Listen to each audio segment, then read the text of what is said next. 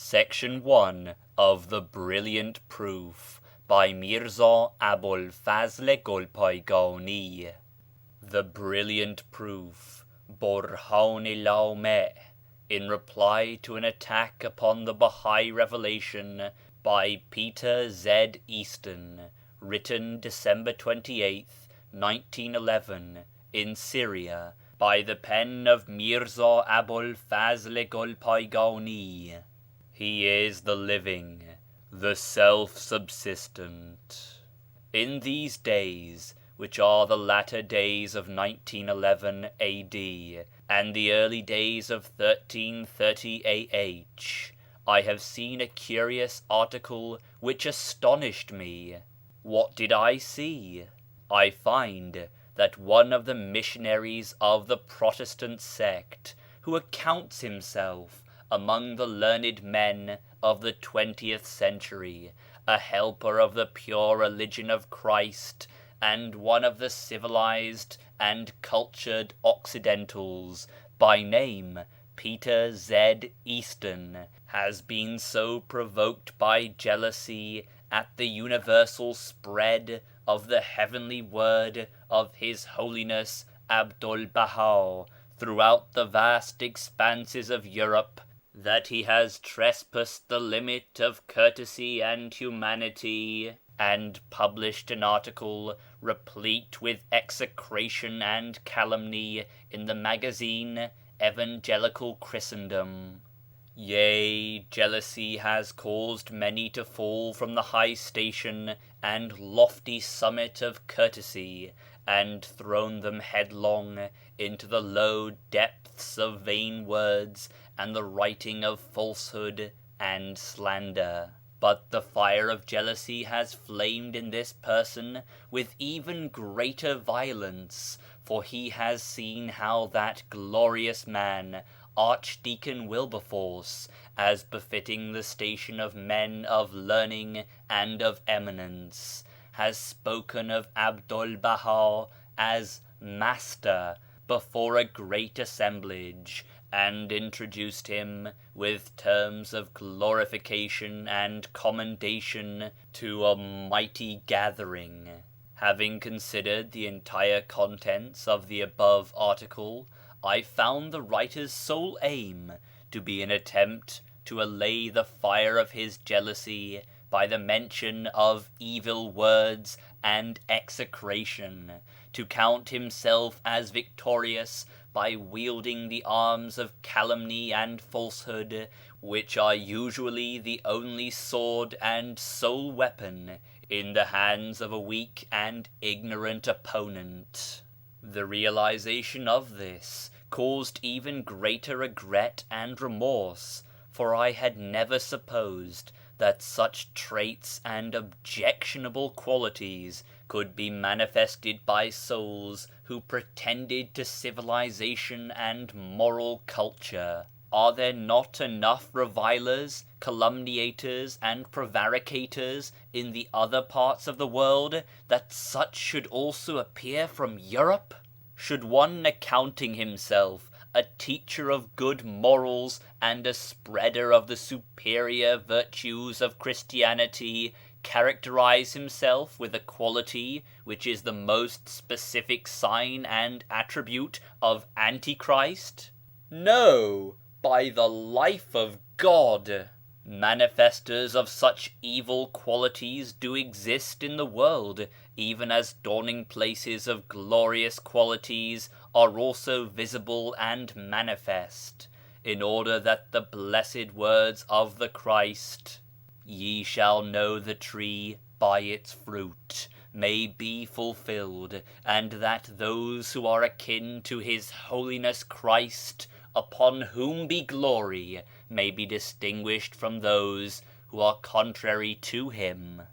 His Holiness Abdul Baha calls the people of Europe to the lofty attributes of humanity, but Peter Z. Easton teaches them libels, execration, falsehood, and calumnies. His Holiness Abdul Baha summons the dwellers in the world to unity and harmony, But Peter Z. Easton invites men to division and inharmony.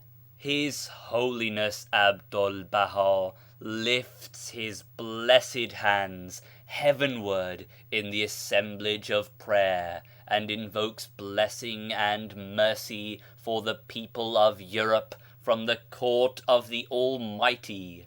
But Peter Z. Easton attempts to prove in learned magazines the remoteness of the people of the East from praiseworthy Christian qualities, and desires that torment and punishment should fall upon them.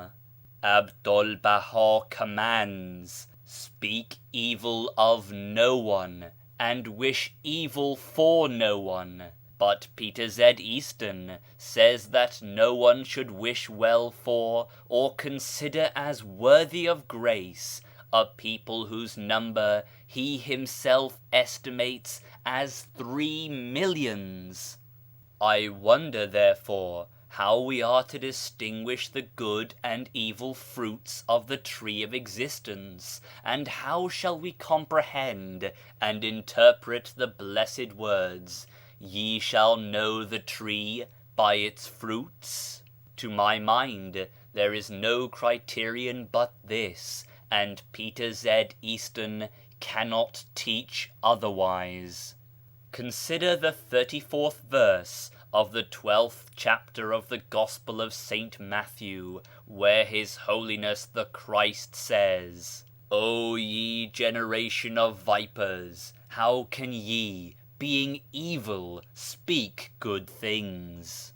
Yea, if it were possible for the sugar cane to yield a bitter fruit, and for the fragrant rose to exhale a foul odour, such signs as these, ye shall know the tree by its fruits, would never have been revealed in the heavenly books, and such distinction would never have been appointed as the correct criterion. Consequently, that which emanates from His Holiness Abdul Baha consists in calling men to the principles of faithfulness and accord, and exhorting them to good morals and lofty attributes, while that which appears from Peter Z. Easton consists of varying degrees of falsehood, calumny, libels, execration, and the like. The purpose of all this is that the nature of each of the two persons may become manifest, that the fruits of the tree of existence may be distinguished, and men may find the true standard. Briefly, as this servant carefully perused and weighed the above-mentioned article, it was found that Peter Z. Easton, in his own supposition, has clung to 4 proofs in opposing the great Bahai cause. We will therefore mention these 4 points, and clearly show the falsity of his fanciful ideas in each instance. First, words of writers who in his opinion have made accusations against Baha'u'llah, attributing objectionable qualities to him. Second, the declaration that the teachings of Baha'u'llah are pantheistic and that pantheism is a false doctrine. Third, the statement that the intention of the Bahai religion is to re-establish despotic government, while despotism is the practice of tyrannical and forsaken governments. Fourth, that the Bahai religion is not able to show anything better or superior to other religions. In a word, what new things has Baha'u'llah brought which are not found in the Christian religion, and what is the need of distinction? Now, therefore, it is necessary for us to write an answer to the assertions made under the forementioned points, so that we may distinguish truth from falsehood and guidance from error. End of Section 1. Section 2. As to the first point, which is the testimony of narrators, this missionary, Peter Z. Easton, has relied upon the statements of certain persons who have written against the most holy beauty of Abha. In Criticism and Arrangement he says, quote, "Why did not that esteemed man Wilberforce heed and pay attention to the accounts of the Christian missionaries who have lived in Persia and the vicinity of Acca, all of whom have written against Baha'u'llah?" End quote. This is a summary of the proof advanced by that reverend missionary, but in the estimation of the people of knowledge, such proof is exceedingly weak and base. In the first place, the writer of this article is truly and verily astounded that a man such as Peter Z. Easton, who considers himself among the scholars of the 20th century and accounts himself a judge competent to differentiate truth from falsehood, that a man of his caliber should rely upon the testimony of one side only. He should weigh the statements of at least 20 persons, affirmative and negative, friendly and hostile, good and evil. Then ponder upon the sayings of the two sides with justice, in order that he may arrive at a truthful conclusion as to the question, and adjudge with fairness and equity. For just as some have written unfavourably regarding the most holy beauty of Abha, other people of insight and perception, both Eastern and Western historians, have recorded the utmost praise and eulogy in their books concerning the most holy beauty of Abha. According to what rule should conclusions be reached? Is man to be content with the judgment of the enemy alone, and to consider as valid all that the opponent has written? Is it not true that everyone who has committed this mistake has done so by listening to the statements of one side and paying no attention to the testimony of others? Furthermore, have not the people of Europe read history? Have they not heard the famous aphorism, "History repeats itself"? Did not the great Roman philosopher and historian Tacitus, at the beginning of the Christian era and the commencement of the spread of Christianity, write in the most unmistakable terms that, quote, "the Christian religion is the enemy of humanity"? End quote. In another place he wrote, quote, "the Christian religion is among the destructive superstitions." End quote. Suetonius, who was another of the philosophers and a Roman historian, pronounced the pure Christian religion, quote, "dishonesty, its acceptance contrary to truthfulness and high-mindedness, and inimical to loyalty and good citizenship." End quote. Refer to the histories of the Church, in order that these statements may be confirmed with your own eyes, and that you may bear witness to the ignorance of Peter Z. Easton regarding historical facts. At present, although travelling, the writer has with him 4 histories of the Church, representing Protestantism, Catholicism, and Greek Orthodoxy.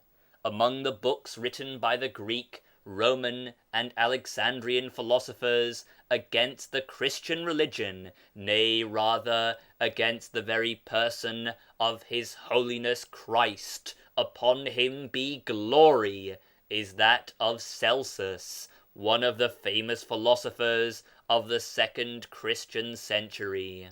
he compiled a large book replete with terrible libels and calumny against the pure and holy person of Christ. Porphyry the Syrian, who was among the greatest of Platonic philosophers, wrote a large book against Christianity, recording therein accusations and abusive attack against His Holiness Christ and His disciples. This book was burned and destroyed by the order of two Christian emperors, Theodosius and Dolovantianus. The historians of the Church state that he was an eminent philosopher and an accomplished author. Ferento, the eloquent master of rhetoric, a tutor of King Antonius, wrote 15 volumes against the Christian religion and the ignoble manners of the Christians. He, Antonius himself, was one of the great emperors noted for erudition and philosophy. European scholars speak of him as the Caesar of sublime wisdom, and have written lofty chapters detailing his virtues. James Murdoch, the American, in his translation of the History of the Church, says with regard to the great university which was founded by Ammonius Saccas at Alexandria, and which is in need of no introduction or praise on account of its fame. From this university graduated two erudite scholars of eminence. One was the Emperor Mark Antony, and the other was Epictetus." In short, this great and wise emperor, whose praises you have heard, spoke of the Christian people in terms of inimical pretenders, imperfect minds, bereft of virtues and praiseworthy qualities.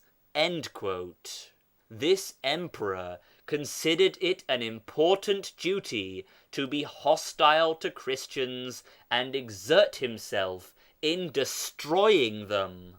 He says, "You should ask concerning Jesus of Nazareth from his own people the Jews, and not from these poor Romans, none of whom have seen him, but whom baseness and indolence have caused to follow him." Emperor Julian, who was likewise an eminent philosopher, but whom the Christians designate Julian the Apostate, has written many books denouncing Christianity and criticizing the manners of the Christian community. He called them enemies of the world, of humanity. But what the Jews have written concerning His Holiness Jesus Christ is beyond the power of the pen to portray. One point, however, is sufficient for the man of intelligence and sagacity, namely, that 1900 years have passed since the manifestation of Christ, and yet none of the Jews expresses a wish to investigate his religion. This well shows what the Jewish learned men have written concerning His Holiness, and what evil qualities they have attributed to him. Taking the above facts into consideration, we ask the astonishing writer Peter Z. Easton whether it is worthy of any unprejudiced man of sense to judge the character and qualities of Baha'u'llah by relying upon those who have written against him. If so, how can one be expected to disregard what the above-mentioned hostile philosophers and eminent writers have stated concerning Christ, and trust in the text of the Gospels written by his disciples rather than the testimony of learned men engaged in investigating the qualities and characters of His Holiness? Is this not very astonishing? But the writer of this article states that neither in these days nor in the days of Christ should an intelligent man judge of a person by trusting in what his enemies say of him. Nay, one should look at the deeds, actions, and traces of that person, and reflect upon that which has emanated from him, thus recognizing as the right criterion Christ's own saying, "Ye shall know the tree by its fruit."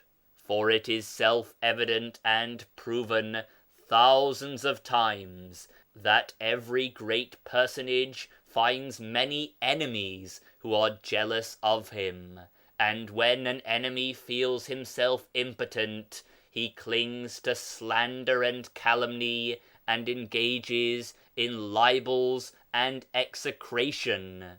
Hence it is said by wise men, "Evil speech is the weapon of the weak."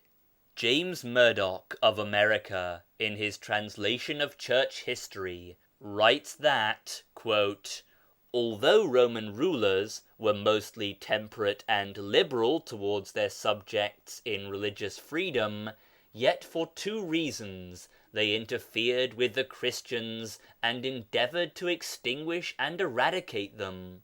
First, because of love for their own religion, wherefore they would not allow the Christians to interfere therewith, and cause a weakening and degrading thereof. Second, because the opponents of Christianity accused its followers of vile calumnies before the rulers, and characterized them with all kinds of vice and defects, such as lack of piety, abandonment of prayer and worship, desire for dominion and power, and a wish for leadership and changing of the government. They accused the Christians of immoral deeds and even of cannibalism, asserting that the Christians would kidnap the children of the Romans, kill them, and prepare their flesh for consumption at banquets and entertainments." End quote.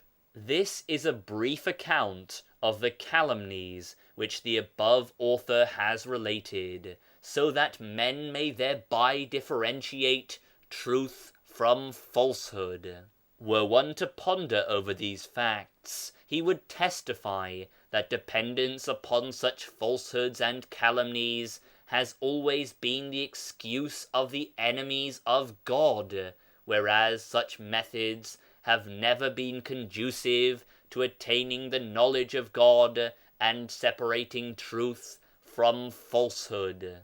For instance, how can a man of perception trust in the words of Baha'u'llah's enemies, who have written that he, God forbid, intended to poison his brother? Were such sayings to be considered a criterion, the truth of no one could be proven, for all among the prophets have been the subject of similar reviling and accusations. Moreover, jealousy and enmity entertained by Mirza Yahya the Azal for Baha'u'llah dates back to the time of their residence in Baghdad, when in that city Yahya witnessed the shining traces, tablets of the sacred being, whereby he assisted the cause of God, caused the penetration of the word of God, effected the gathering and union of the beloved, and resisted the schemes and deceitful activities of the enemy. Azal himself, fearing for his life, which tendency is the most specific quality of the people of falsehood, did not dare to appear nor to associate with people. Then the fire of jealousy and hatred, which is so aflame today in the heart of Mr. Easton, became ablaze in his heart, and he repeatedly planned to murder Baha'u'llah. Again, he sought to poison Baha'u'llah in Adrianople, and according to trustworthy authorities, attempted to do so twice, but failing to accomplish his design, availed himself of a new scheme, and cried out that others had sought to poison him and take his life. It is an evident point that a weak and defeated enemy always stoops to such pretexts, and seeks to resist his opponents through secret means and subtle designs. On the contrary, the victorious and powerful party has no need of employing such means, for if Baha'u'llah had sought to destroy Azal, he was not impotent, and needed no such method for the execution of his plan. Numerous historical and tangible evidences can be furnished to demonstrate and prove that it was even the powerful and mighty pen of Baha'u'llah which protected from death his own enemies, such as Subh Azal, Nasruddin Shah, and certain great doctors and divines. Otherwise the Babis would not have allowed a single one of these people to have escaped alive. Yea, it was Baha'u'llah who, through the effect of pure, heavenly utterances, even more refreshing than the zephyrs of the morn wafting from the rose garden, and even more limpid than the vernal rain which distills drop by drop from the fragrant rose petals, trained his friends so that the people of the world were amazed and astonished. For these possessors of hearts and souls, 313 of whom resisted in battle thousands of the regular troops of the government during many months, astonishing and bewildering the enemy as well as the warriors of other nations by their valor, heroism, strength of heart, firmness and resolution in the terrible battles of Neyriz, Zanjan and Mazandaran, were so trained in tenderness of heart and gentleness of disposition through the glorious teachings of Baha'u'llah that, during the long years from the time of his arrival in Baghdad down to the present day, they have shown forbearance and self-restraint throughout many great events, and have not committed that which would disturb any soul or be contrary to the law of any government. They were killed, but they killed no one. They endured violent calamities, but their lips were not opened in complaint. When the late Haji Muhammad Reza of Esfahan suffered martyrdom in the city of Ashgabad in 1882 AD, the chief of police found the city in great excitement and the Baha'is exposed to danger. He therefore permitted the Baha'is to carry arms, but they did not do so, considering death better than self-defense. The government then engaged in the trial of those who conspired and murdered the martyrs. After 5 months' trial, examining and hearing both sides, a High Justice of the War Department, accompanied by an imposing body, arrived at Ashgabad from St. Petersburg. An open court, the account of whose proceedings would lead to prolixity, was held. That court ordered 2 of the murderers to be hanged, and the conspirators to be imprisoned for life in Siberia and subjected to hard labor. As the governor of the province had the right to lessen this penalty, in 3 days 4 of the Baha'is appeared before him. This great man was Kamaroff, the victor of Merv and the viceroy of the province. They interceded for the condemned murderers, As the governor was greatly pleased with the excellent conduct and good training of the Baha'is, he accepted their intercession and exercised his authority by changing the verdict of hanging into exile and reducing the punishment of the others from hard labor to simple confinement.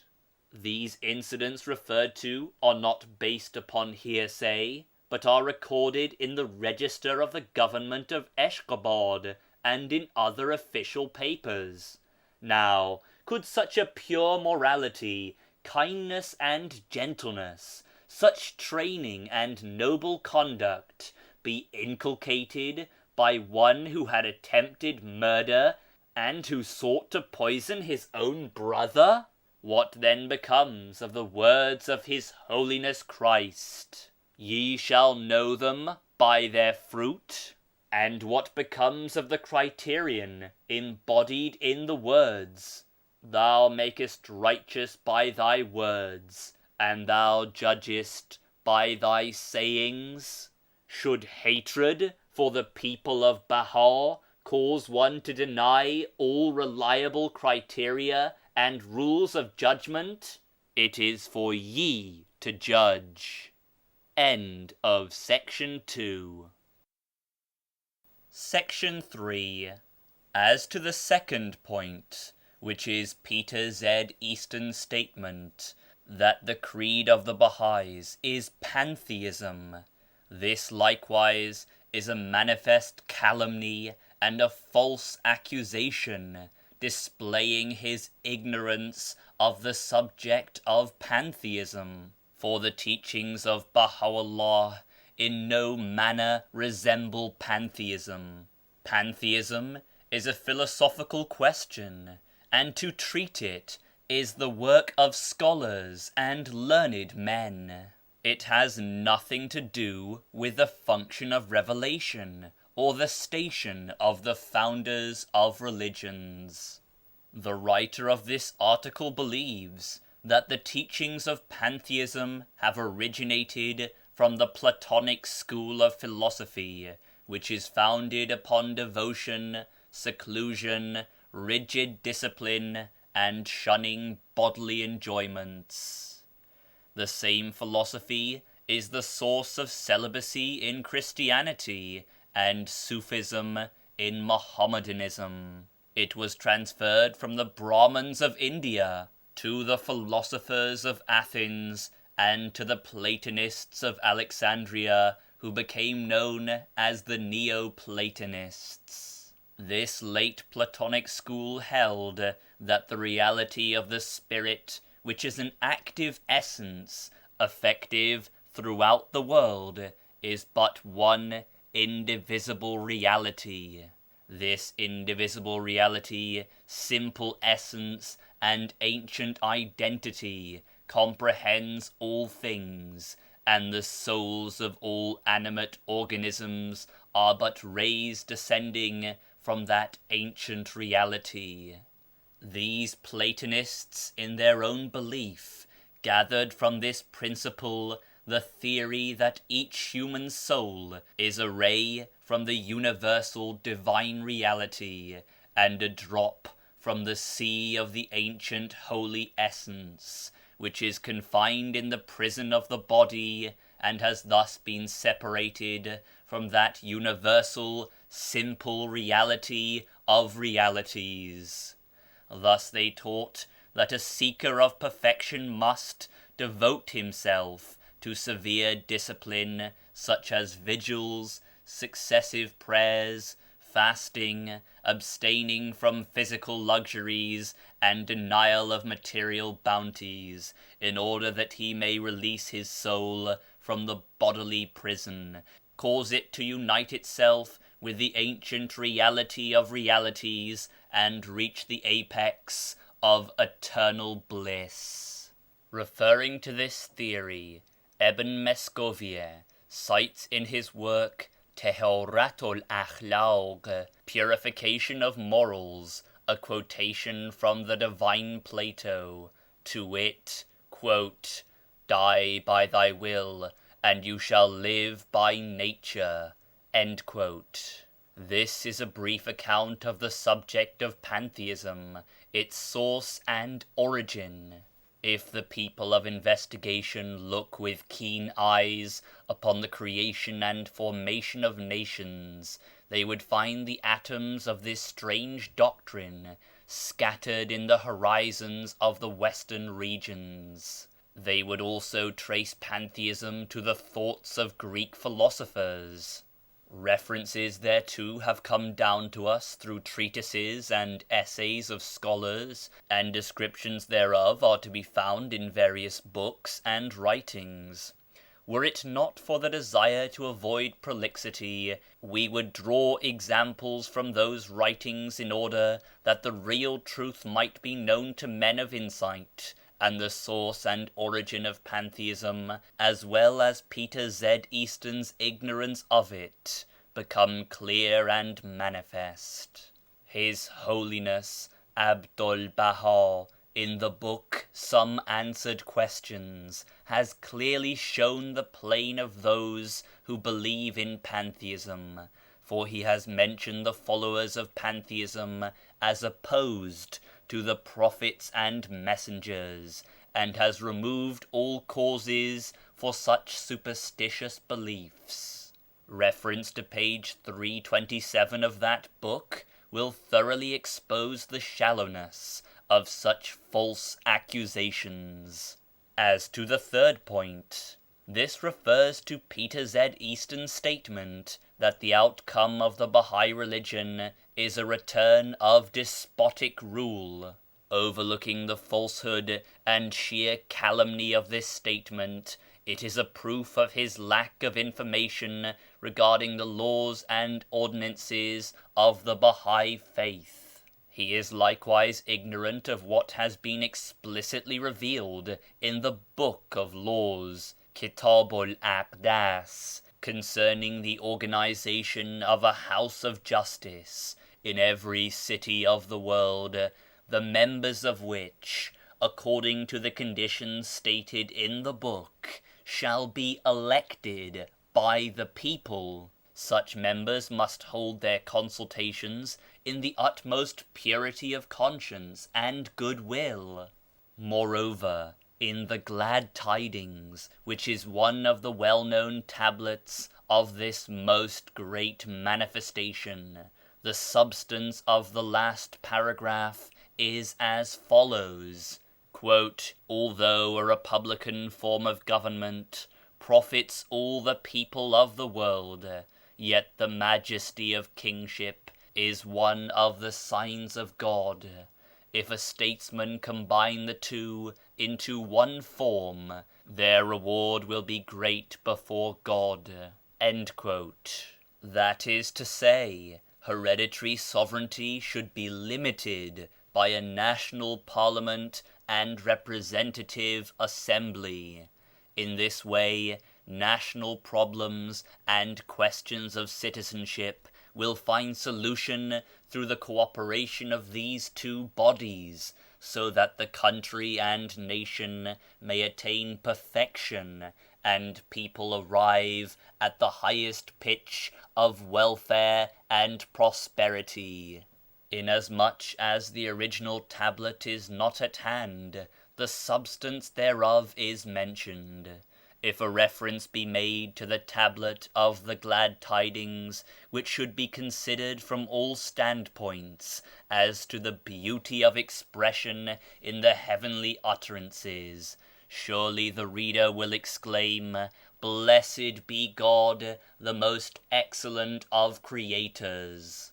In one of the long tablets which is considered accessory to the Kitabul Aqdas, he has illustrated the form of constitutional government and representative assembly by the British government. The form of that great government has therefore met with his approval and sanction. Consequently, The fear that despotism will be restored is caused by ignorance concerning the commandments of this most great manifestation, and the outcome of reliance upon the sayings of enemies regarding international discussions. As to the fourth and greatest point, he says, quote, "What new command is there in the Bahai religion which is lacking in Christianity?" End quote. Although this question is an abstruse one, which cannot be fully comprehended by a person unless he be well versed in the books of the two peoples, yet we will expound it clearly in such a way as to be easily understood by every soul, and we will explain the specific features of this great movement and prove the necessity of this most holy manifestation for the comfort and upbuilding of the world.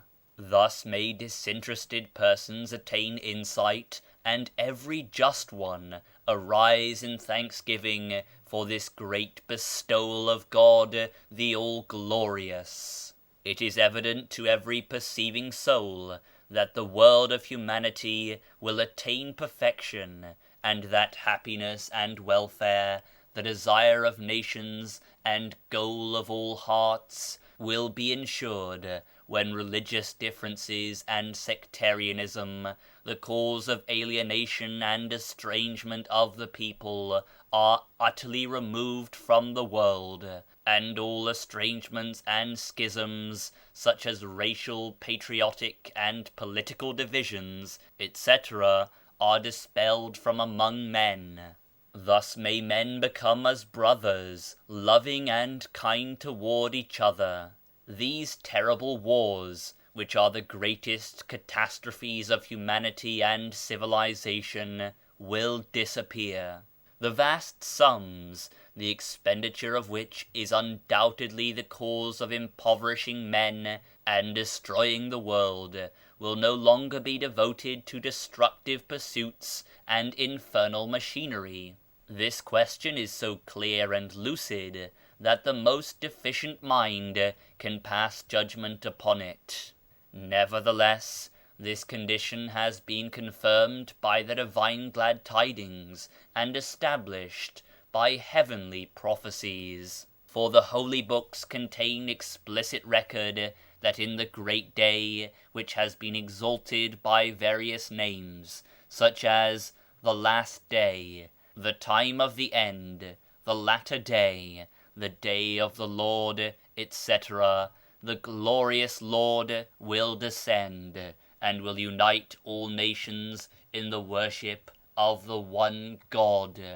He will so train all men in lofty and spiritual qualities that warfare and conflict will be uprooted, rancor and hatred will be replaced by sociability and peace, and implements of war be changed into farming and trading tools. This is a brief statement of the promises of the prophets concerning the latter day. It is self-evident that all nations are awaiting and anticipating the advent of such a day and the coming of such a great cause. Nay, they pray and supplicate God to hasten its arrival.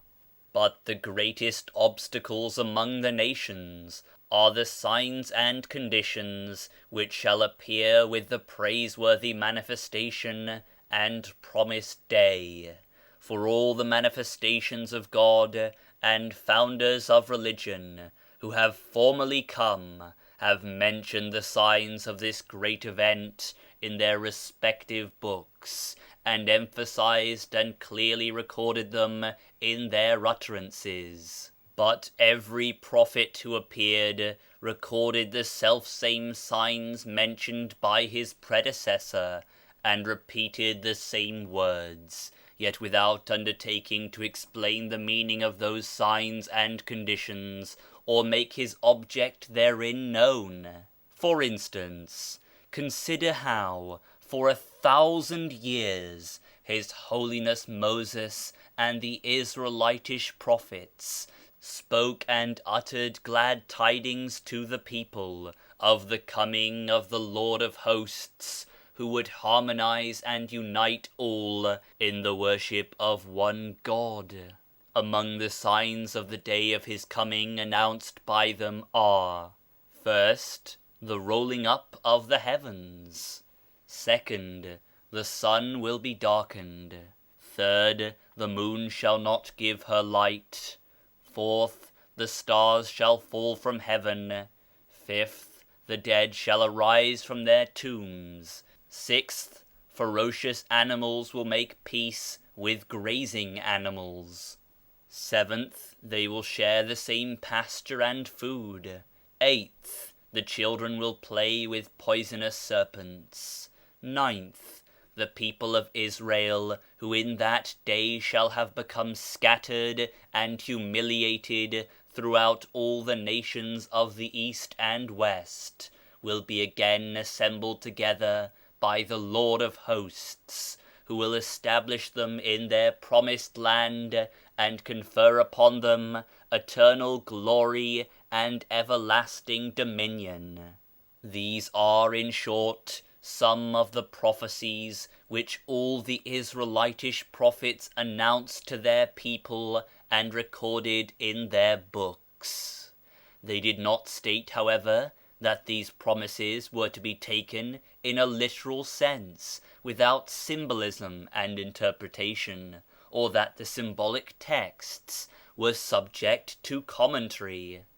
1,500 years subsequent to the time of His Holiness Moses, the very same promises and signs were revealed by His Holiness Christ, upon whom be glory. Consider verses 29 to 31 of the 24th chapter of St. Matthew, and the 10th and 11th verses of the 3rd chapter of the 2nd epistle of Peter the Apostle, so that you may witness the mention of these promises and signs with the utmost clearness. Likewise, His Holiness Christ and His disciples confined themselves to the mere mentioning of these signs, as was done by the Israelitish prophets, not undertaking to explain their meaning. Consequently, the Christian doctors disagreed in their interpretation of those holy books. Some said that those promises were literal statements, and not subject to interpretation, and must therefore be fulfilled outwardly. Others among the commentators stated that those promises were symbolic, and that they were words requiring interpretation in order that their real meaning might thereby become evident, that is, that the seal of the book might be opened in the latter day. 600 years after His Holiness Christ, the seal of the prophets announced His mission, and the very same promises were again revealed in the Quran. The same conditions and signs were identically repeated.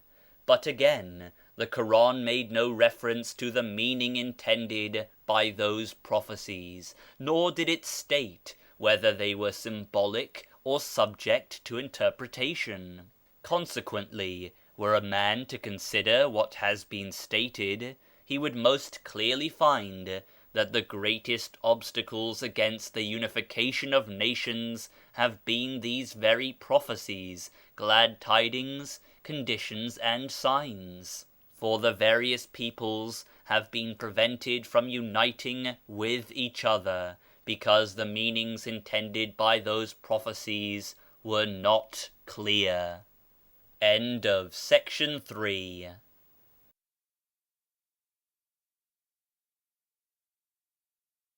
Section 4. Although citing an illustration leads to prolixity, yet we will do so for the purpose of enlightening and further elucidating the matter to the reader. For example, let us assume that a Christian missionary should say to a Jew, Quote, "Dear friend, why are you sleeping and heedless? The promised Messiah, whose coming was foretold by all the prophets, has appeared." End quote. Then imagine the Jew answering, quote, "How splendid! How splendid! What beautiful glad tidings and joyous news! We Jews have made all our wishes dependent upon the coming of the Messiah, and daily supplicate by prayer for his advent. Now let us see this promised Messiah whom you declare to have appeared." End quote. The Christian missionary answers, quote, "The promised Messiah was that wronged youth, Jesus of Nazareth, who sacrificed his life for the liberation and salvation of the world." End quote. The Jew would reply, quote, "O esteemed teacher, clear signs are recorded in the holy books regarding the appearance of the Messiah, none of which came to pass. We Jews have not found our religion so easily that we can relinquish it carelessly. You consider yourself a teacher of the holy books. See then in the heavenly books the words that at the time of the coming of the promised Messiah the sun will be darkened, the moon will turn into blood, the new heaven and the new earth will become manifest, the stars will fall, the dead will arise. Where and when did these prophecies become fulfilled during the day of the Nazarene, and who saw them? Furthermore, let me show you numerous passages wherein it has been clearly revealed that when the promised Messiah appears, he will gather together all the Jews scattered throughout the world, and he will save them from the great humiliation, execration and tyranny which they suffer. Then he will establish them in the Holy Land and confer upon them dominion and eternal glory. Now tell me, when did Jesus of Nazareth accomplish such a thing? Nay, through his manifestation the contrary came to pass, for we were established in the Holy Land, but we have become scattered through his coming. We were esteemed, we have become humiliated. We were assembled, we became dispersed. We were blessed, we became afflicted with curses. All this was contrary to the promises given to the Israelitish people, so to accept Jesus would be to deny those glorious prophets." End quote. In brief, at this point in the conversation, the Christian missionary would fail to answer the Jew, for he himself does not understand the real meanings of these glad tidings. How then could he explain them to the Jews and cause them to be convinced and assured? Therefore, during this long period, the missionaries of the Christian religion have attempted to discomfit and confound the Jews, yet without traversing the pathway of true knowledge and real proof. Instead of bringing them near the Gospels, they caused them to be annoyed and further removed. It is therefore recorded in church history that during this long period, that is, since the conversion of the great Constantine down to our time, both in the days of Charlemagne and during the Crusades, they repeatedly attempted to force the Jews to accept Christianity, but in the end they failed. Now, had they known the meanings of these glad tidings, there would be no need of using force and compulsion. Similar to this is the attitude of the Muslim toward the Christian. When the Muslim desires to prove the truth of the mission of the seal of the prophets to a Christian, he refers the Christian to the signs recorded in the 24th chapter of St. Matthew. Then that Muslim, not understanding the meanings thereof, is forced to say that this gospel in the hands of the Christians is not the original gospel which descended with Jesus, upon whom be peace. As you readily see, the Muslim will clearly prove in word and writing that this gospel has been interpolated by the Christian scholars, and that it has been attributed to His Holiness Christ. In this case, the Christian, to whom the reality of the gospel is evident and manifest, and the love of this holy book firmly established in his heart, will be amazed at the incorrect answer of the Muslim. Instead of fellowship and friendship with the Muslim, the Christian becomes an enemy of the Islamic religion and an opponent of the Mohammedan people. In short, one of the great obstacles to the unity of the nations is this difficulty, which has been explained by the foregoing illustration. All these abstruse problems are involved and explained in the statement that because the Christian missionaries do not understand the real meanings of the books of religions which have appeared prior to the manifestation of His Holiness Christ, upon whom be peace, therefore they cannot guide others to their own religion. This has become evident and manifest. As to the religions which have appeared before His Holiness Christ, inasmuch as retrogression and reversal are opposed to natural motion and contrary to the progress and advancement which are evident and manifest in world movements, therefore the Christian cannot turn development backward and cause other people to descend the ladder of progress in order to unite them to themselves. The great man, Lord Curzon, has partly understood this point when he writes, quote, "The conversion of Asiatics to the Christian religion is without effect and result." End quote. Now that this subject has been clearly elucidated, we will submit that the present state of progress in the world necessitates the most great manifestation. While His Holiness Baha'u'llah resided in Baghdad, the first book revealed by him was Kitab-i-Iqan, which is the key to unlock the seals of the heavenly books. It comprehends the realities revealed in Holy Writ. By it, the doors of the understanding of prophetic words were opened to the faces of the people of Baha. The real meaning of the divine glad tidings were revealed, and the original purposes of such terms as were latent and unknown became manifested. These terms are death, life, heaven, earth, sun, moon, stars, resurrection, etc. Thus the means of unity became facilitated, and the hindrances to international misunderstandings were removed.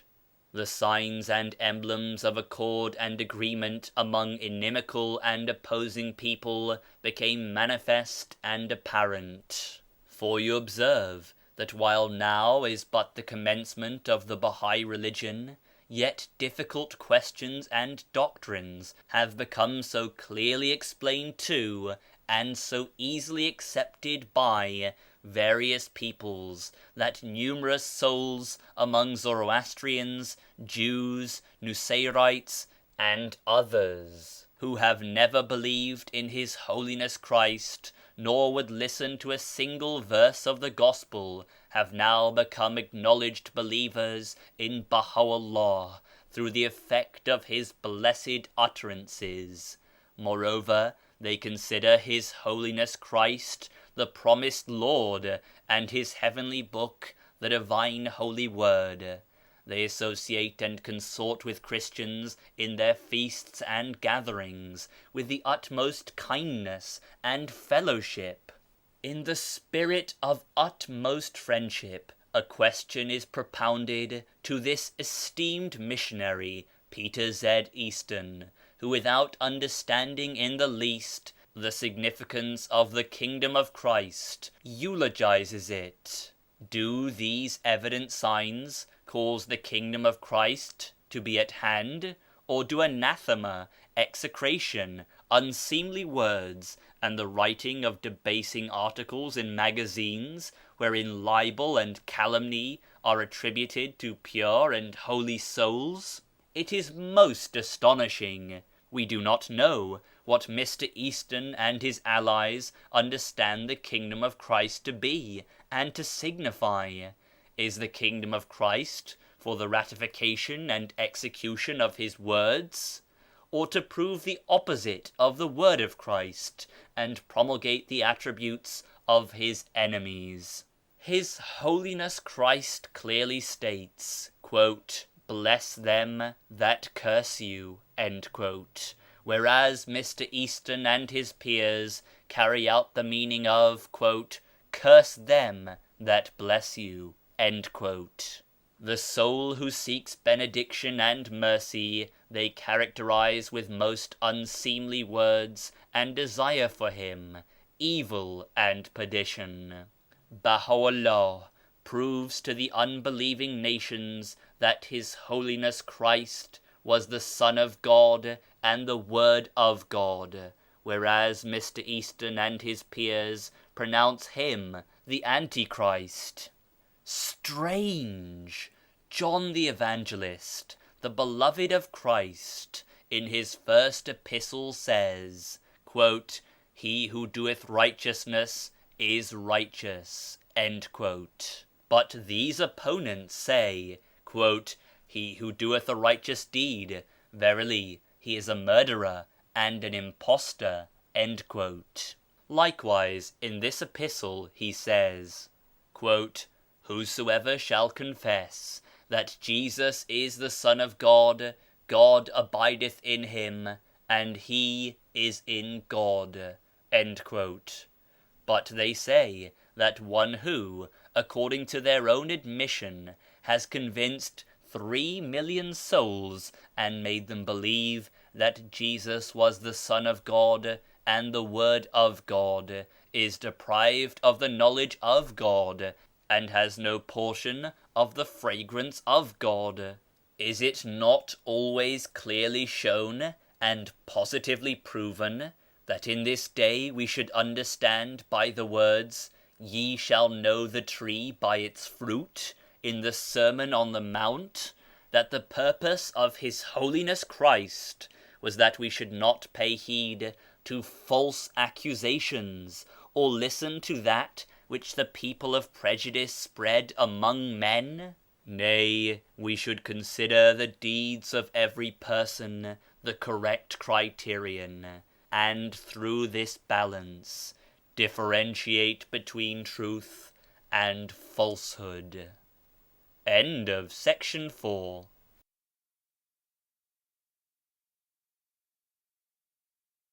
Section 5. In short, let us return to the original matter, which refers to Peter Z. Easton's question. Quote, "What has Baha'u'llah brought which is not found in the Christian religion?" End quote. Although the great function of the revelation of Baha'u'llah in solving the intricacies of the heavenly books, facilitating the removal of differences from among nations, and establishing unity and harmony among the sections of the human world, is sufficient proof of the greatness and thoroughness of the Bahai religion. Nevertheless, we will now consider the laws and ordinances of this religion, explain their specific virtues, their benefits, and good results. First, a command which is particularly a feature of the Bahai religion and is not found in the other religion is, quote, "abstaining from crediting verbal traditions," end quote. It is well known to men of learning that it was a verbal tradition which divided the Jews into two great sects. Such traditions are the basis of the Book of Talmud and caused the division of that one nation. One of the two schisms, called the Rabbinim, looks upon the teachings of the Talmud as the law which needs to be followed, and considers it the greatest means for the preservation and permanence of the Israelitish people. But the other sect, Garaim, looks upon the Talmud as sheer heresy and conducive to perdition. Thus these two sects cannot possibly be harmonized or cease mutual opposition. Similarly, in the Christian religion, the main cause of schism and division were these verbal traditions, which were termed authoritative. Each one of the Christian churches, such as the Catholic, the Orthodox, the Jacobite, the Nestorian, and others, consider it obligatory to follow these traditions inherited from and handed down by the Fathers of the Church, as the very text of the Holy Book. Thus, when in any of the great councils the question of the unification of the Christian people would be at issue, they would avail themselves of these inherited traditions which were opposed to union and harmony. Likewise, in the religion of Islam, claiming these verbal traditions which were related of the founder of that religion, subsequent to his death, was the cause of the division and separation into various of the principal sects, such as the Sunnite, the Shiite, and the Kharijite, or into the secondary schools of Hanafite, Malakite, Shafi'ite, Hanbalite, etc. Each of these hold to a set of traditions considered as authentic by their own sect. But Baha'u'llah closed to the people of the world this door, which is the greatest means for sedition. For he has clearly announced that, quote, "In the religion of God, all recorded matters are referable to the Book, and all unrecorded matters are dependent upon the decision of the House of Justice." End quote. Thus all narrations, relations, and verbal traditions have been discredited among the Bahai people, and the door of dissension, which is the greatest among the doors of hell, has been closed and locked. Second, one of the laws and ordinances peculiar to the Bahai religion is the law prohibiting the interpreting of the Word of God. For interpretation of the words and exposition of personal opinion has been one of the greatest means of dissension in the former religions, the cause of darkening of the horizon of faith, and concealing the real meaning of the Book of God.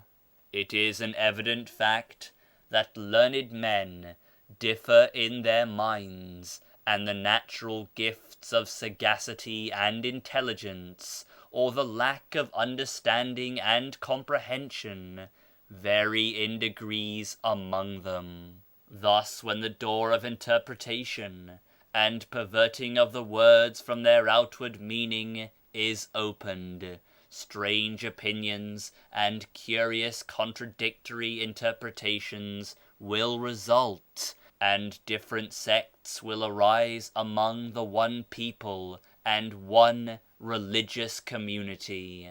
Consequently, Baha'u'llah has explicitly commanded his followers to wholly abandon the door of interpretation and follow the words revealed in the tablets according to their outward meaning, so that the events which have transpired among the past nations should not recur among the Bahai people, and the unwelcome happenings which appeared among the various sects due to the difference in mentality and viewpoint should not become manifest in this new auspicious day, which is the day of the glorious Lord.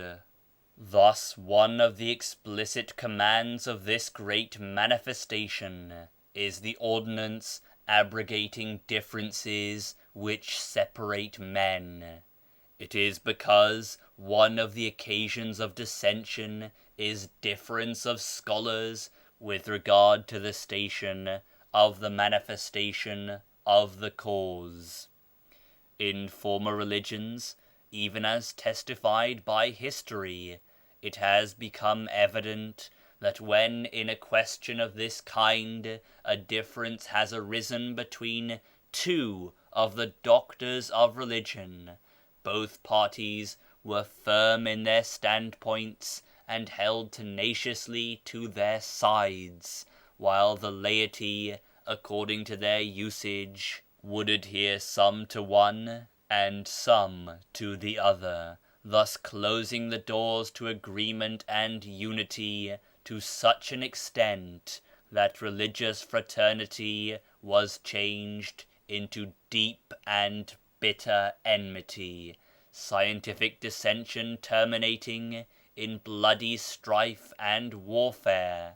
This is illustrated by differences which arose between Arius the priest and Alexander the bishop of Constantinople regarding the Trinity in the 4th century AD.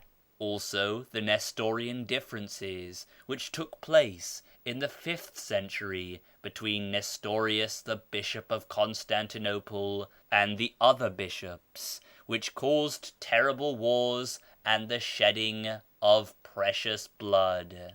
The effect of these sad dissensions has lasted until the present day. There are clear proofs and evidences for the point at issue. Time does not allow us to make mention of the numerous sects and divisions of the Gnostics and others, of which the church historians have counted more than 30, and incorporated them under the term born of philosophy.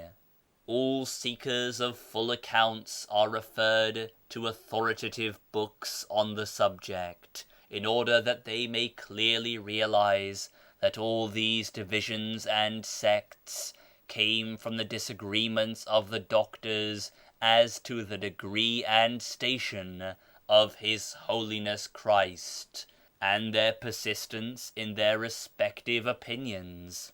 The subject of disagreement by the doctors as to the station of the manifestation of God has been one of those abstruse and difficult questions to solve, which proved beyond the power of great minds, and baffled a mighty king like Constantine the Great. For notwithstanding the assistance and cooperation of the great bishops of the East and West, he could not reconcile the various parties to the Arian controversy. Nay, during this long time, the power of local councils, the sword of European powers, and the verdicts of inquisitorial boards failed to remove divisions and schisms caused by metaphysical discussions. But the removal of this indissoluble knot and incurable disease by the easiest of means has been announced in the holy Bahai literature, for Baha'u'llah in one of his holy tablets has clearly revealed the following: Quote, "Since men differ in their degree of knowledge, If two persons should be found to possess different viewpoints as regards the degree and station of the manifestation of God, both are acceptable before God, for, in accord with the blessed verse, "Verily, we have created souls different in degrees." God has created men different in understanding and diverse in manners. But if those having two points of view engage in conflict and strife while expressing their views, both of them are rejected. For by knowing the manifestation of God, it is intended to unify the hearts, cultivate souls, and to teach the truth of God, whereas conflict and strife of two persons with two different points of view would do harm to the cause of God. Consequently, both of them are referred to the fire." This was the purport of the Blessed Tablet in brief. Accordingly, in this holy cause, no one has power to create inharmony, and because of fear of falling, no one dares to persist in his own opinion at the expense of harmony. Fourth, among the specific laws clearly laid down in the cause of Baha'u'llah is the law prohibiting slavery. No mention of this is made in other religions, as none of the former heavenly books has forbidden this traffic. All the humanitarian instincts which actuated the great powers to abolish and destroy it could not withhold the common people from this abominable practice, which has cost the government and nations great trouble and expense. For instance, the freeing of the slaves constitutes one of the important responsibilities of the Egyptian government. This necessitates a heavy drain upon the state treasury. Furthermore, the trial and indictment of those guilty of this nefarious traffic brings great affliction and often ruin upon many noted families. Fifth, among the laws peculiar to this great cause is the law making it "obligatory upon all to engage in allowable professions as a means of support, and obedience to this law is accepted as an act of worship." Were a man of insight to consider this strong command, he would testify to the great benefit it contributes towards regulating the affairs of civilization and removing impediments and calamities from human society. For it is evident how in this present day innumerable souls designated as monks, anchorites, hermits, religious devotees, dignitaries, and others, although sound in body and limb, abstain from occupation and trade, passing their time in indolence and idleness, and living upon the proceeds of other men's labor.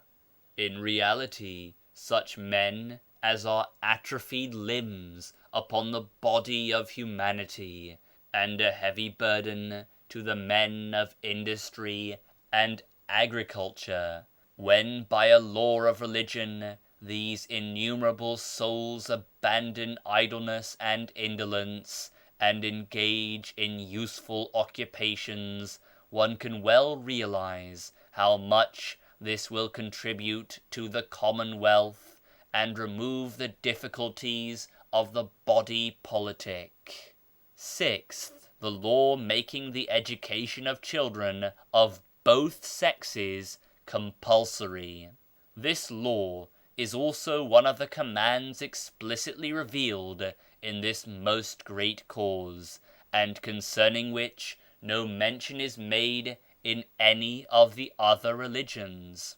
For in the other religions, the education of the masses is made dependent upon the law of the government. If in former times a government would fail to issue a decree providing for compulsory education, and this failure would result in the decadence of learning and knowledge, the nation would take no thought of it, nor would the people consider themselves and the government responsible. For no law concerning this subject has been revealed in the heavenly books. But when a law is laid down in the heavenly book of a nation, every individual member will consider himself bound to execute it, and no one will fail to heed that law, for they will not be dependent upon the government to carry it out. 7th, the command prohibiting cursing and execration, and making it obligatory upon all to abstain from uttering that which may offend men. For, as is evident in moral science, cursing, reviling, and speaking in harsh words and offensive phrases is one of the greatest causes of alienating hearts, filling minds with rancor, creating hatred and animosity among the peoples, and igniting the fire of calamitous warfare among men. Thus it is said by wise men, "Verily, war begins in words." And the poet Ferdowsi has said, quote, "A mere word is the cause of warfare." End quote. Another verse illustrating this point at issue is, quote, "The wound inflicted by the tongue is deeper than that inflicted by the sword." End quote. Were one to ponder over the differences and schisms already spoken of, which arose among the Christian peoples, creating different sects and schools, such as the Arians, Nestorians, Gnostics, and others, kindling the fire of terrible battlefields and violent calamities, he would clearly find, from the testimony of authentic history, that the principal and initial cause of such divisions and disasters was the difference of opinion between two religious doctors, which would result in discussion and controversy. In order to overcome his opponent and demonstrate the correctness of his own view, or because of believing his own opinion correct, each would so persist in his attitude that it would finally lead to harshness towards the other. This harshness would gradually lead to insinuating remarks and annoying statements, which in time would culminate in reviling, execrating, fighting, and even bloodshed. Now the harmful outcome of these religious fights and their evil effect upon human society needs no mentioning here, for the calamities caused by these differences during the past ages are recorded in the historical books of every nation, and the hardships which have continued down to our time as the painful result of those dissensions are evident to men of understanding. End of section 5.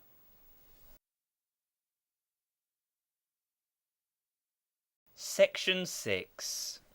Perhaps someone may advance an objection, saying that ordinances prohibiting anathema and execration are found in the other heavenly books, as, for instance, the commands of His Holiness Christ, well known as the Sermon on the Mount, wherein he most lucidly states, quote, "Whosoever calleth another a fool is in danger of hellfire." End quote. In the Quran it is stated, quote, "Curse not those who claim spiritual mission without the permission of God, thus without knowledge, cursing God as an enemy."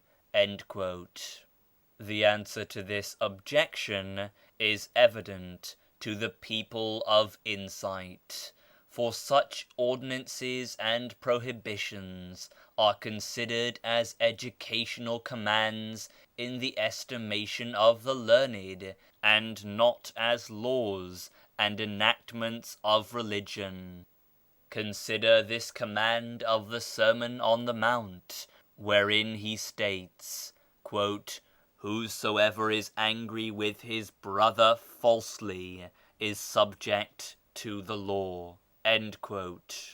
Again he says, "Store not for yourselves treasures," and again, "Be not concerned with the morrow." Also, "Whosoever smiteth thee on the right cheek, turn to him the other also," and "Whosoever desireth thy garment, give him also thy cloak."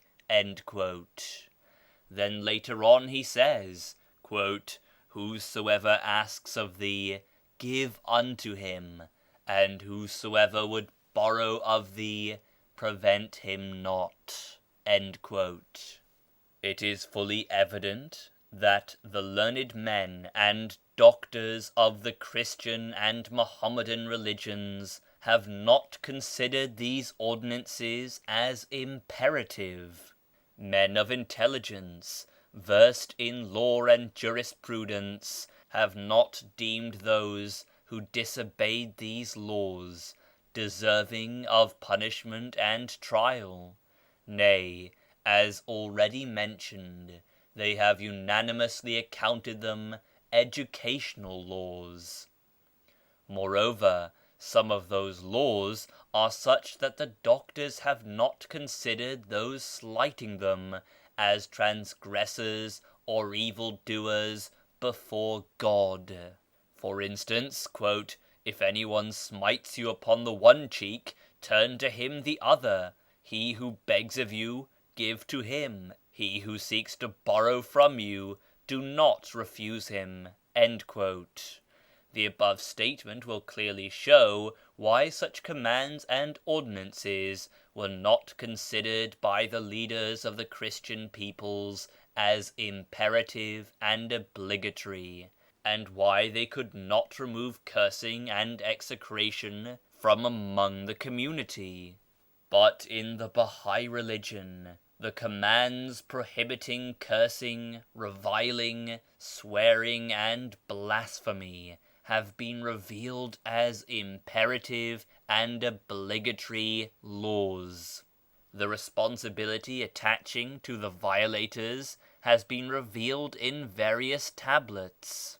Emphatic commands have been issued in regard to the purity of pen and tongue, prohibiting the writing or speaking of that which will offend men. For example, although in various tablets, such as the Ishraqat and others, the law prohibiting cursing and execration has been explicitly laid down, nevertheless Baha'u'llah, during his latter days, in the blessed Book of the Covenant, fortified and emphasized the following command to the people of the world. "O ye people of the world, I exhort ye towards that which is the cause of the elevation of your station. Hold fast to the fear of God, and adhere to the hem of kindliness.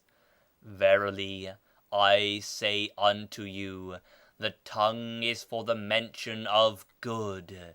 Defile it not with unseemly words. Verily, God has forgiven the past. Hereafter, all must utter that which is seemly.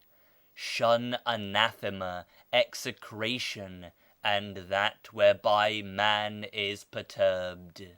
The station of man is great. Some time ago this lofty word was revealed from the treasury of the pen of Bahai. Today is a great, blessed day. That which was latent in man is today revealed and become manifest. The station of man is great, should he adhere to veracity and truth, and remain firm and steadfast in the cause." Every intelligent soul who reflects upon this utterance, "Verily, God has forgiven the past. Hereafter all must utter that which is seemly. Shun anathema, execration, and that whereby man is perturbed," will clearly see how emphatic an ordinance has been given forth, ratifying the prohibition of anathema and execration.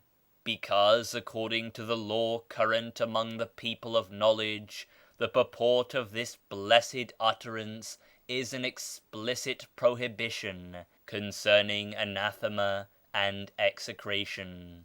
The intended purpose thereof is the unpardonable position of the one who violates this mighty command and decisive, blessed ordinance. In this case, to the people of insight it is evident, manifest, and firmly established that the prohibition as regards anathema and execration is an especialized ordinance and one of the particular commandments of this greatest dispensation. Thus, through the favor of God the Most High, from the traces of the Supreme Pen, this unseemly action and the ordeals resulting therefrom may disappear from among the people of the world, and the glad tidings recorded in the 3rd verse of the 22nd chapter of the Revelation of St. John concerning the events of the day of manifestation, namely, "Hereafter there shall be no more cursing," shall be realized. 8th, relative to the carrying of arms except in time of necessity.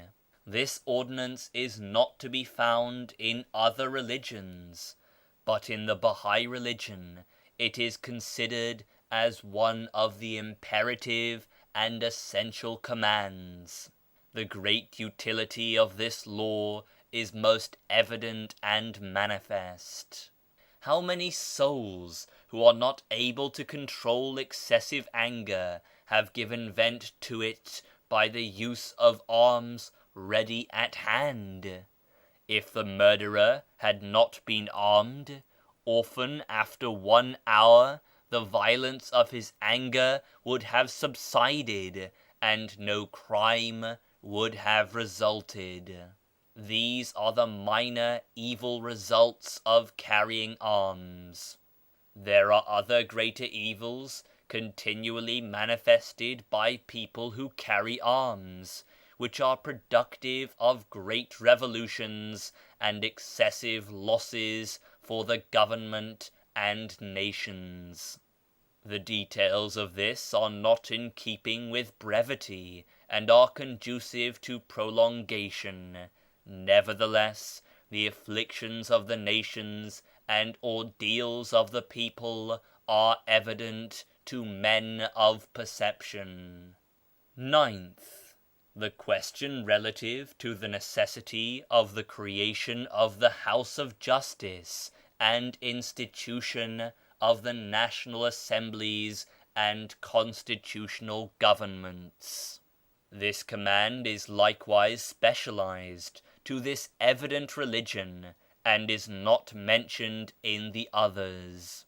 For under other religions it is possible for despotic governments to be restored and founded, because the love of the permanence, establishment and endurance of religious ordinances, and the fear of going contrary to them, is so deeply rooted in human souls by reason of the fear of God, that they would not pass away in 1,000 years, and would not be superseded except through the renewal of the religion and the reform of laws.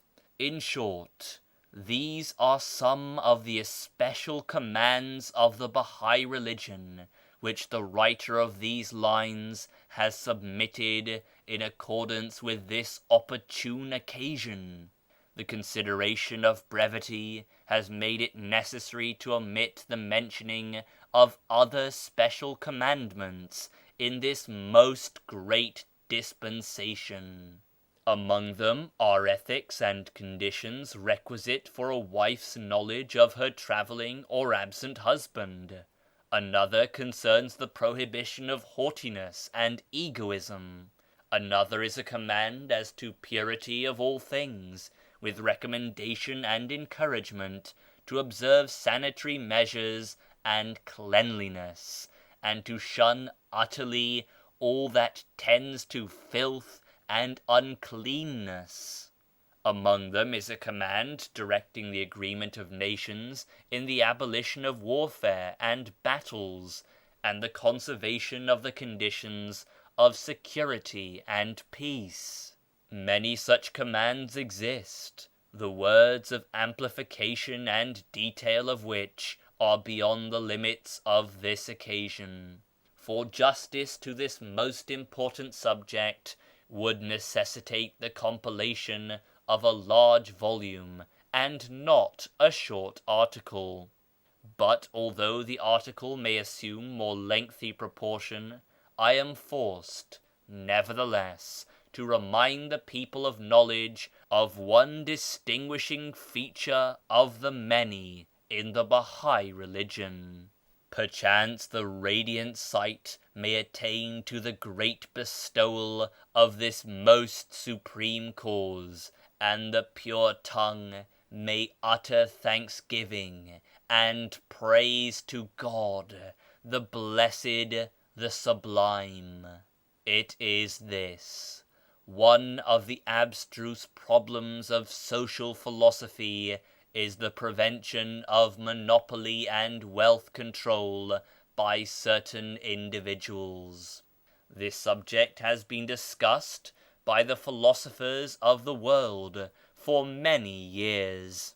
The wise men of Europe and America, especially the socialists, in endeavoring to solve this abstruse problem, have entered into minute discussion and deep analyses.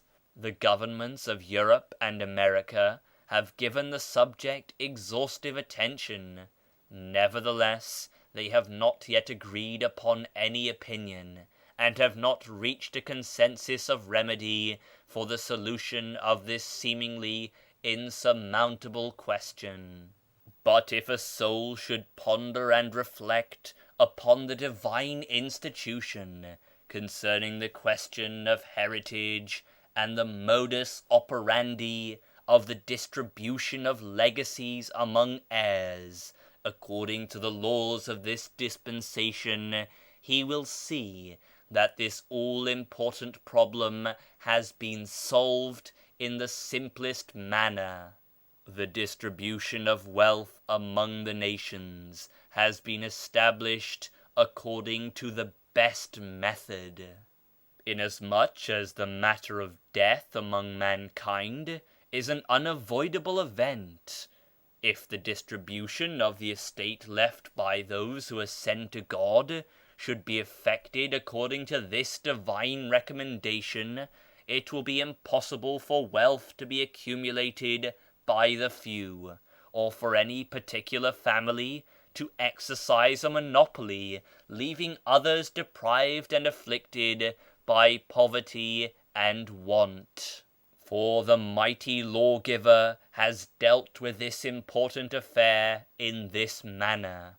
He has divided the heirs of the deceased into 7 classes, including teachers, who are the spiritual fathers of enlightened individuals in the world of humanity.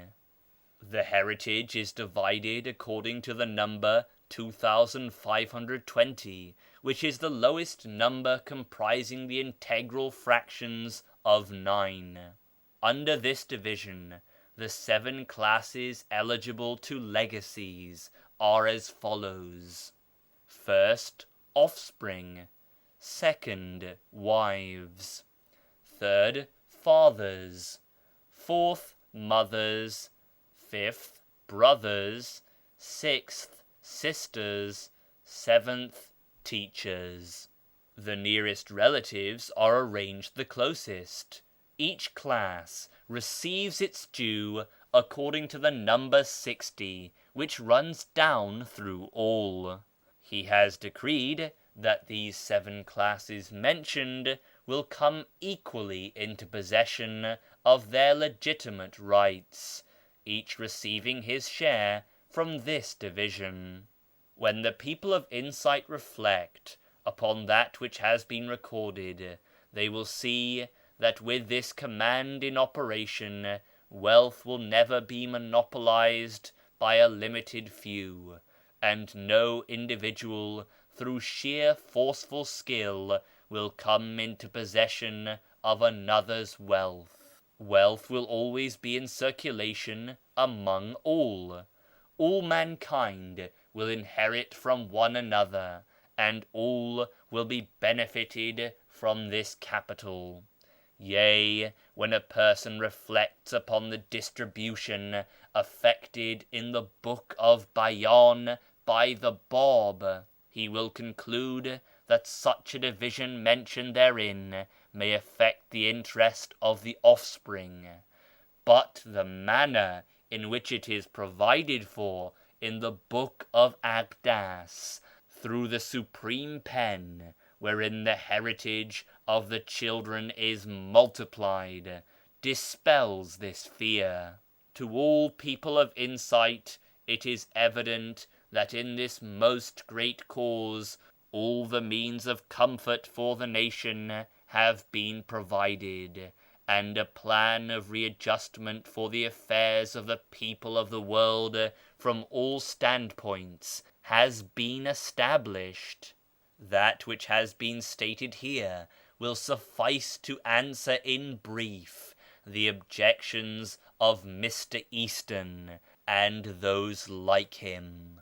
Now, in regard to the question of features distinguishing this great cause from other laws and religions of the people of the world in all centuries and ages, if fair-minded and intelligent men of knowledge should ponder and reflect upon the judicious laws of the Lord of mankind, they will no doubt bear witness to the perfection of divine providence in the laws thus instituted.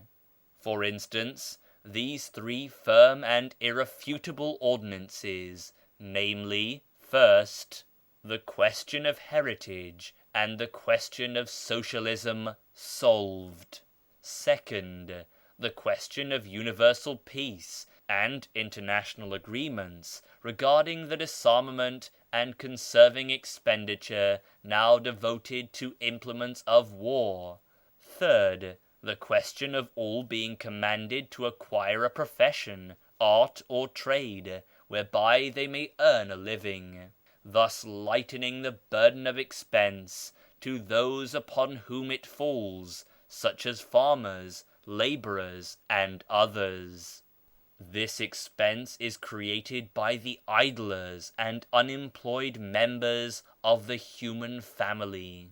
These fair-minded and intelligent men will also testify that the readjustment of the world and the salvation of mankind from great dangers is conditioned upon following the commands of this most great manifestation.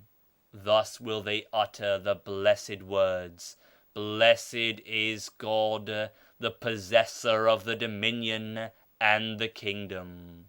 Now at this point we bring our words to an end, and at the closing of this statement we beseech God, the Blessed, the Supreme, to bestow upon Mr. Easton and other deniers, through His infinite mercy, the light of insight and knowledge, in order that they may glance at that which has been submitted in an impartial and disinterested spirit. Thus may they become informed of the reality of the Divine Cause, and be guided to that which is the source of salvation, life, glory, and prosperity. And this is not difficult by the favor of God. Written December 28th, 1911, in Syria, by the pen of Mirza Abul Fazl Gulpaygan. End of section 6.